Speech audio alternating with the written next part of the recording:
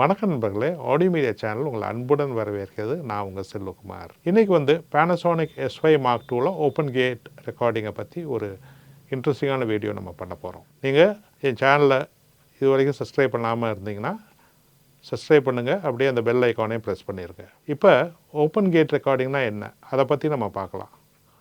Panasonic S5 Mark IIல இப்போ வந்து 5.9Kல 3:2 open gate recording mode சப்போர்ட்டடாக இருக்குது. நம்ம வந்து டெலிவர் பண்ணுறது யூடியூப்க்கு நார்மலாக 16:9 வீடியோ கொடுப்போம். அது 4Kல இருக்கலாம், ஃபுல் ஹெச்டிலையும் இருக்கலாம். ஆனால் வந்து இன்ஸ்டாகிராம் அதே இது வந்து யூடியூப் ஷார்ட்ஸ் இதுக்கெல்லாம் வந்து நம்மளுக்கு 9:16 ரெசல்யூஷன், வெர்டிக்கல் ரெசல்யூஷன் தேவைப்படுது. ஸோ இதுக்கு தனித்தனியாக நம்ம ஆக்சுவலி ஷூட் பண்ணிகிட்ருப்போம். யூஸ்வலாக ஒரு 16:9 ஷூட் பண்ணுவோம். அப்புறம் கேமராவை வந்து ஹரிசாண்டலில் செட் பண்ணி 9:16 ரெசல்யூஷன் ஒன்று செட் பண்ணுவோம்.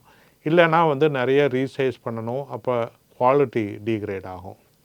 இதெல்லாம் அவாய்ட் பண்ணுறதுக்கு இந்த ஓப்பன் கேட்டில் பண்ணோன்னா நம்ம இந்த 3:2 ஆஸ்பெக்ட் ரேஷியோலேயே நம்ம எடிட் பண்ணோன்னு வச்சுக்கோங்க. நம்ம ஃபுட்டேஜை DaVinci Resolveல இது சப்போர்ட்டட். நம்ம DaVinci Resolveல இந்த ஓப்பன் கேட் மோடில் நம்ம ரெக்கார்ட் பண்ண வீடியோஸை வந்து இம்போர்ட் பண்ணி அங்கே வந்து எடிட்டிங் ஃபுல்லாக நம்ம அந்த 3:2 ஆஸ்பெக்ட் ரேஷியோலேயே பண்ணிடுறோம். பண்ணி முடித்ததுக்கப்புறம் நம்ம 16:9 ஒரு அவுட்புட் எடுக்கலாம், 9:16 ஒரு அவுட்புட் எடுக்கலாம். இதை எப்படி பண்ணுறதுன்றதை நான் DaVinci Resolveல இப்போ நான் உங்களுக்கு டெமான்ஸ்ட்ரேட் பண்ணி காமிக்கிறேன். இப்போ DaVinci Resolve நம்ம பூட் பண்ணலாம்.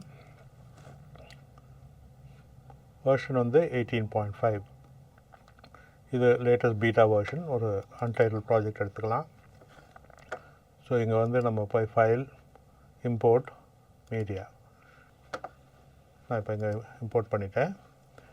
சேஞ்ச் பண்ண சொன்னா சேஞ்ச் ப்ராஜெக்ட் ஃப்ரேம் ரேட் கேட்குதுல, டோன்ட் சேஞ்ச் போட்டிருங்க. ஸோ இந்த ஃபைல்ஸ்லாம் இங்கே வந்துருச்சு. இது பார்த்திங்கன்னா ஆல்மோஸ்ட் ஸ்கொயரிஷாக இருக்குது பாருங்கள் ஃப்ரேம். இதுதான் இந்த ஃப்ரேமு பாருங்கள், ஸ்கொயரிஷாக இருக்குது ஃப்ரேமு. ஸோ நம்ம இங்கே போனோன்னா ஃபைலில் இதோட ரெசல்யூஷன் காட்டும் 5952 × 3968 ரெசல்யூஷன் நம்மளுக்கு.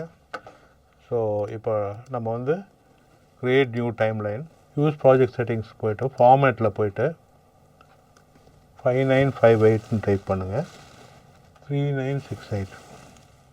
மானிட்டர் ரெசல்யூஷன் வந்து ஃபுல் ஹெச்டி தான், ஸ்கேலிங்னு வச்சுட்டு க்ரியேட் கொடுத்துருங்க. இப்போ இதுதான் இது ஃபுல் ஃப்ரேம். இது பார்த்திங்கன்னா ஒரு ஸ்கொயரிஷாக இருக்குது இல்லையா ஃப்ரேமு. இதை நான் வந்து இந்த டைம்லைனை டூப்ளிகேட் பண்ணுறேன்னு வச்சுக்கோங்களேன். டூப்ளிகேட் டைம்லைன் 9:16 பண்ணுறேன். அதை 9:16 அப்படின்னு வச்சுக்கிறேன் இதை. ஸோ 9:16ன்றது என்னென்னா, நம்ம இங்கே போய்ட்டு இதை வந்து போர்ட்ரேட் பண்ணோன்னு வச்சுக்கோங்க. அப்படியே க்ராப் பண்ணிடுது, நம்மளுக்கு போர்ட்ரேட்டில் காட்டுது இது ஹோல் திங். இது நேட்டிவ் ரெசல்யூஷன், இது 9:16. ஸோ இந்த நேட்டிவ் ரெசல்யூஷனில் இன்னொரு ஒரு காப்பி எடுக்கலாம், டூப்ளிகேட் டைம்லைன்.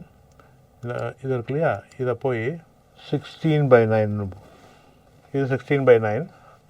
நம்ம இங்கே போய்ட்டு அல்ட்ரா ஹெச்டி வைப்போம். வச்சோன்னா இது பாருங்கள், இது ஒரு மாதிரி ரெண்டு சைட்லேயும் பிளாக் பார்ஸ் வந்துருச்சு. நம்மளுக்கு அது மாதிரி தேவையில்லை. ஸோ நம்ம ரைட் கிளிக் பண்ணி டைம்லைன் செட்டிங்ஸ் போய்ட்டு இங்கே ஸ்கேல் என்டையர் இமேஜ் டு ஃபிட்னு இருக்கு இல்லையா, scale full frame with crop அப்படின்னு செலக்ட் பண்ணி ஓகே கொடுத்தீங்கன்னா அது ஃபுல்லாக ஃப்ரேம் பண்ணிடும். ஆனால் வந்து இதை கொஞ்சம் நம்ம ரீசைஸ் பண்ணுறப்ப கொஞ்சம் இதை கீழே இறக்கணும். ஸ்மார்ட் ரீஃப்ரேம் ஆட்டோ கொடுத்து ரீஃப்ரேம்னு கொடுத்தோன்னா இது ஒரு ஏஐ ட்ரிவன் ப்ராசஸ் தான்.